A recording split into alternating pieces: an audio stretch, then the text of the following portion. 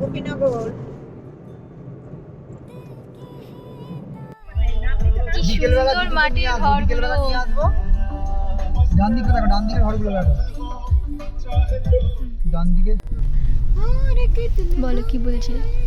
বলছিলাম এটা তো আমার মামার বাড়ি গ্রাম, মাটির বাড়ি, চারিদিকে গাছপালা।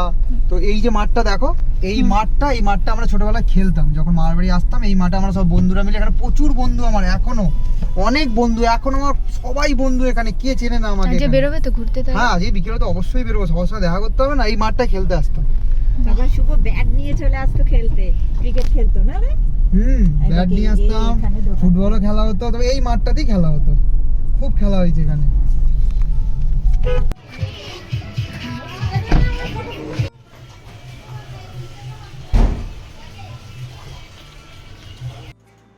হ্যালো এভরিওয়ান, ফাইলস ব্লগিং ডাইতে আমি সবাইকে আরও একবার ওয়েলকাম। সো আমরা চলে এসেছি দিদুন বাড়ি এসেছি আজকে সকালবেলাতেই, ঘুম থেকে উঠে রেডি সেডি হয়ে।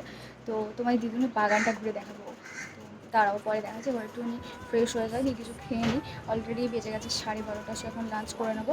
লাঞ্চ করে নিই, তারপরে বাগানটা ঘুরতে যাবো, তখন তোমাদের সাথে শেয়ার করবো।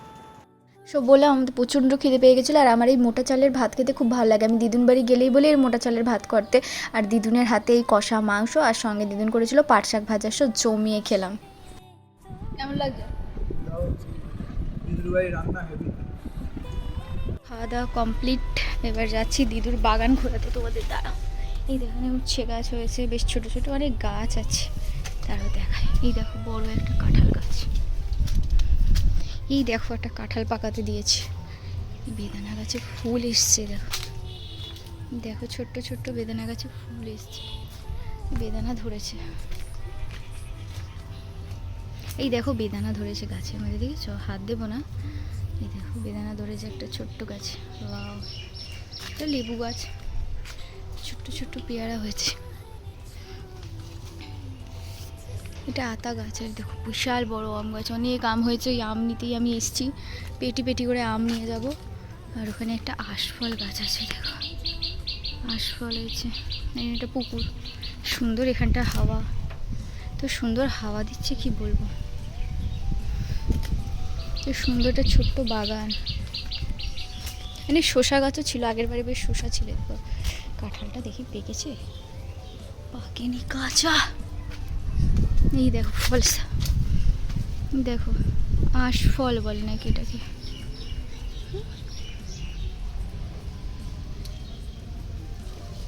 দাঁড়াও কাটি, তারপর দেখাচ্ছি। এই দেখো লিচুর মতন দেখতে ভেতরটা।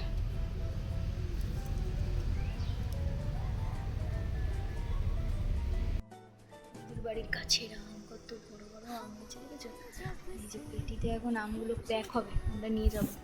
এখানে কিছু আম আছে, এখানে আম পাকছে। এক গামলা দেখো পাকাচ্ছে।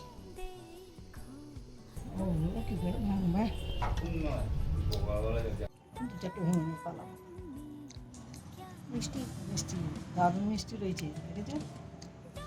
এটা শ্বাসও আছে ভালো, সমস্যা আছে।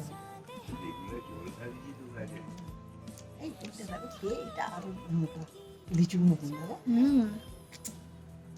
মোটা মোটা শ্বাসগুলো হয়ে যায়। ভালো হয়েছে, ভালো হবে, খারাপ হবে না বলো? খুব একটা খারাপ হবে না। গ্রামে আসলে খুব ভালো লাগে, কারণ সবসময় শহরে ব্যস্ত জীবনে থেকে থেকে এমন হয়ে গেছে।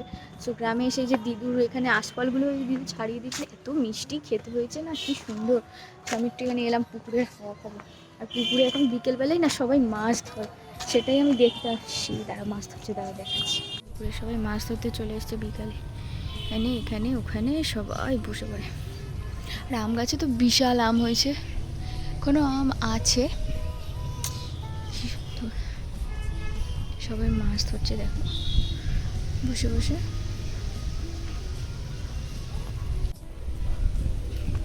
দেখি পিঁমড়াই ভর্তি। তাহলে তো মিষ্টি হচ্ছে না পিঁপড়ে হলে। গাছ কেটে ফেলে দেবো।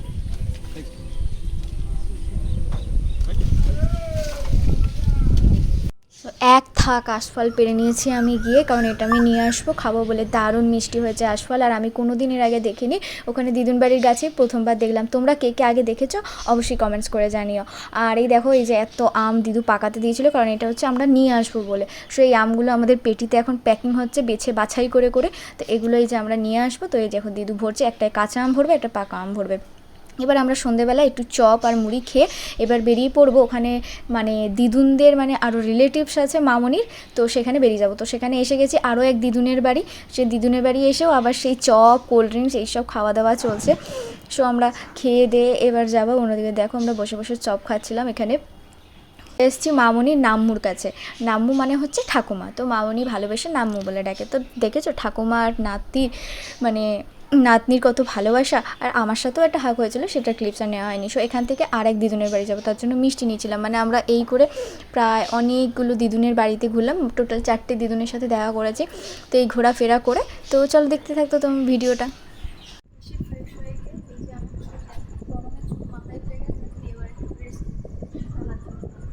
আড্ডা মেরে চলে এলে, আমায় বললে তোমার বন্ধুদের সাথে আলাপ করাবে, তোমার এখানে অনেক বন্ধু আছে ঘুরতে নিয়ে যাবো। আমায় তো নিয়ে গেলে না।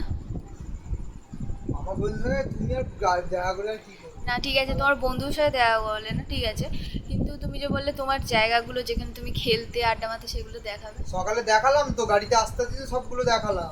ওটা তো একটুখানি দেখিয়েছি, বেশি করে দেখাবে বললে। ঠিক আছে, আবার পরের বাড়ি যখন আসবো বেশি করে দেখাবো। আর তুমি বিকেল বেলায় ঘুমালে, ঘুরতেও নিয়ে গেলে না, বললে ঘুরতে নিয়ে যাবে। এবারে একটু অল্প থাক, পরের বারে বেশি করে দেখাবো। ঠিক আছে চলো, আর কি করা যাবে। তো সব অভিযোগ বরের সাথে করে নিয়েছি। অভিযোগ করেই বা কী লাভ, সে তো আর নিয়ে গেল না, সে তার বন্ধুদের সাথে ঘুরে ফিরে আড্ডা দিয়ে চলে এলো। সো পরের দিন সকালবেলায় আবার আমরা বেরিয়ে পড়েছি। তো সেই মাটির ঘরগুলোর পাশ দিয়েই যাচ্ছিলাম। তো আবার তোমাদের দেখলাম, আমার খুব ভালো লাগে এই গ্রামের পরিবেশ, মাটির ঘর খুব ভালো লাগে।